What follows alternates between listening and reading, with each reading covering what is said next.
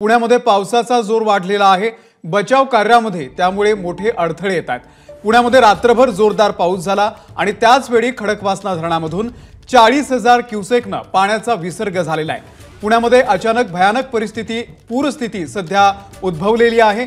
पुण्यामध्ये अनेक भागात पाणी शिरलेलं आहे। पुण्याच्या निंबजनगर, एकतानगर या भागामध्ये जवळपास 4 ते 4.5 फूट पाणी साचलेलं आहे। त्यामुळे गाड्या सुद्धा पाण्याखाली गेलेल्या आहेत। शेकडो लोक इमारतींमध्ये अडकलेले आहेत। पुण्यामध्ये बचाव कार्य, रस्त्यावरती बोटी चालवण्याची देखील वेळ आलेली आहे। गरज असेल तरच घराच्या बाहेर पडा असं आवाहन सध्या प्रशासनाने केलेलं आहे। सतत सुरू असलेल्या या पावसामुळे पुण्यामध्ये अनेक भागांमध्ये वीज पुरवठा सुद्धा खंडित झालेला आहे।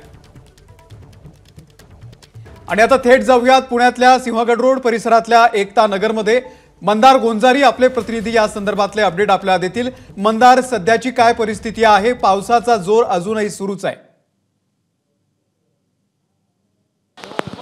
पावसाचा जोर किंबहुना आणखी वाढलेला आहे आणि दुसरीकडे खडकवासला धरणातून पाण्याचा विसर्ग आणखी वाढवण्यात येणार आहे अशी माहिती जलसंपदा विभागाने पुणे महापालिकेला दिलेली आहे। आणि त्यामुळे आपण पाहतो या ठिकाणी जे पाणी आहे ते किती मोठ्या प्रमाणात वाढलेलं आहे।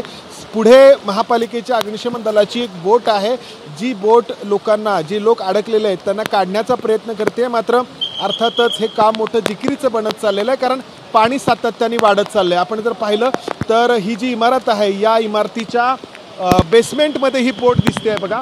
या इमारतीमध्ये जे अडकलेले लोक आहेत त्यांना या बोटीच्या माध्यमातून बाहेर काढलं जातंय।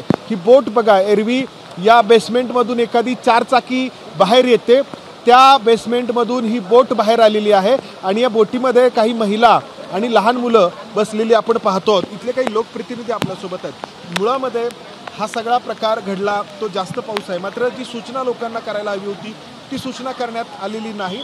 आणि दुसरी महत्त्वाची बाब म्हणजे या नदीपात्रामध्ये जे पाणी आहे, जो पाण्याचा फुगवटा तो वाढतोय। एबीपी माझा, उघडा डोळे बघा नीट।